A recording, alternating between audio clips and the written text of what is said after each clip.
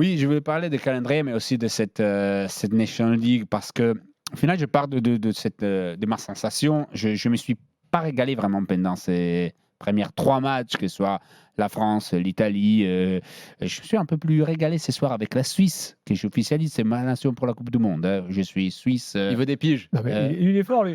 L'Italie, je te signale que c'est quand même la dernière compétition officielle de 2022 pour l'Italie. Profite, mon vieux. Écoute, Et là, c'est mais- pas grave.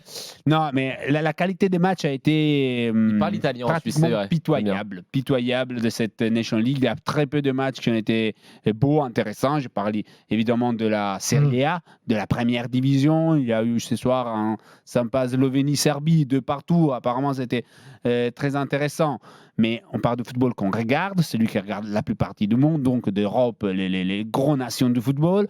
Je trouve que au-delà de ces 4 matchs au mois de juin, et l'Italie en a joué 5 parce qu'il y avait cette finalissima décidée entre UEFA et CONMEBOL pour faire un match de plus.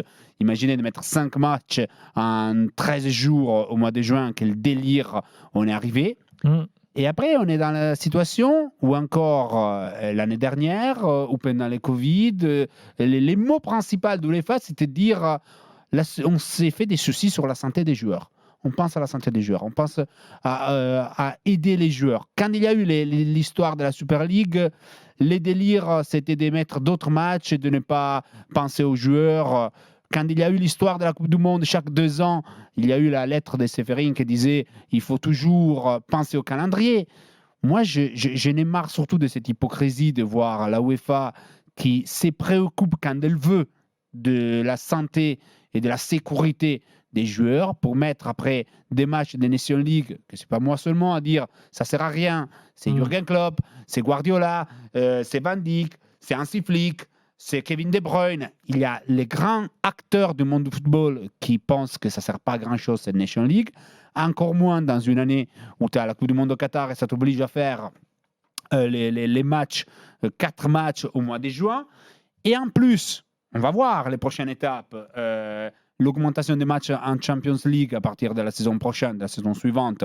Et c'est encore une décision de la UEFA, celle qui se fait des soucis pour la santé, pour les calendriers, parce que la FIFA veut faire la Coupe du Monde chaque 2 ans. Donc, j'en ai marre de cette hypocrisie. Et si les joueurs, et je demande aux joueurs vraiment, pensent que ça ne sert à rien la Nation League, que c'est une compétition en bois, ou qu'ils ont trop de matchs, qu'ils arrêtent de jouer à un certain moment. Basta, c'est votre corps. Il y a l'étude qui a sorti la FIF Pro en fin de mois de mai en disant qu'il y a 80% des joueurs, c'était 80% des joueurs qui pensent que ça joue trop, 55% des joueurs qui disaient s'être blessés pour avoir trop joué.